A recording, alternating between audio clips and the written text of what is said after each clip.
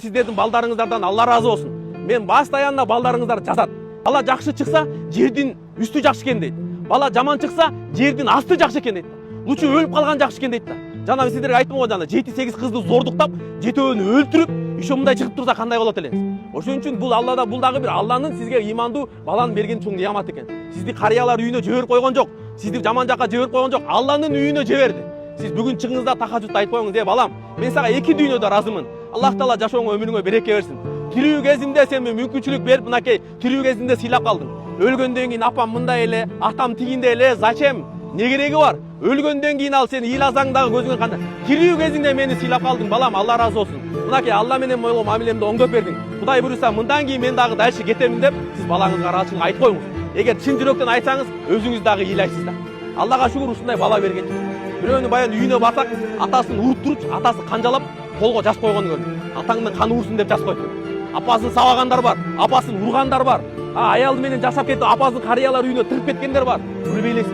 Ошон үчүн эми айтайын дегеним, балаңыз балким өзү айфон көтөргүзү келген чыгар. Өзү бир балдарына бирдеке алып бергизи келген чыгар. Балким ал өзү намаз окуйт, өзү келгизи келген чыгар. Бирок өзүнүн амбициясын артка коюп, сизди алып келди.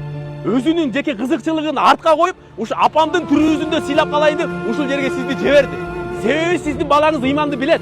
Сиздин балаңыз ыйманды түшүнөт. Сиздин балаңыз сизди тозокто күйүп калганда жүрөгү чыдабайт. Сиздин балаңыз атасы тозокто күйүп калганда жүрөгү чыдабайт. Ал тозок эмне экенин билет. Ал бейиш эмне экенин билет. Бул жашоо жалган экенин билет. Бейиш эненин таманында экенин билет. Ал билгени үчүн сизди ушул жерге жиберди. Сизди Турцияга жиберген жок, башка жакка жиберген жок. Апамдын ыраазычылыгын алып калайын, атамдын ыраазычылыгын алып калайын. Мен бейиште жатсам жыргап, атерем тозокто күйүп жатса чырдап, анда мага бейиштин рахаты эмне деп, сизди ушул жерде очойгон акча менен жиберди.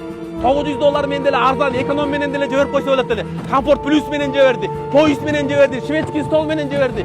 Ар бириндер идир умарада сиздин баракчаңыз чыкканда ыйлагандарын көрүп атабыз. Мен апам устаздын жанында турат го, мен атам устаздын жанында турат го деп. Айтайын деген урматтуу умарачылар, биз жака бул жака ойногону келген жокпуз.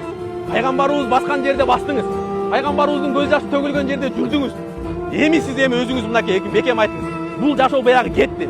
50 жыл билбей калдыңызбы, түшүнбөй калдыңызбы, байкабай калдыңызбы, 50 жылдыңызбы, 60 жылдыңызбы болду, кетти.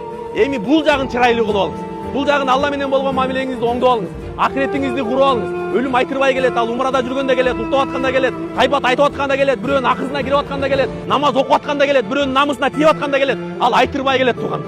Кандай карайсыз? 5-10 жаназасына барып, келип атып 5 өлүп калды. Эрте менен турду, кечинде келбей калды. Кечинде кетти, эрте менен келбей калды. Түштө кеткен авария болуп кайтып кетти. Төрөп атканда өтүп кетти, жумушка кетип атканда өтүп кетти. Өлүм айтырбай келет. Каалайсызбы, жагабы, жакпайбы сизге, туура келеби, келбейби? Сиз эмне кыласыз? Өлөсүз.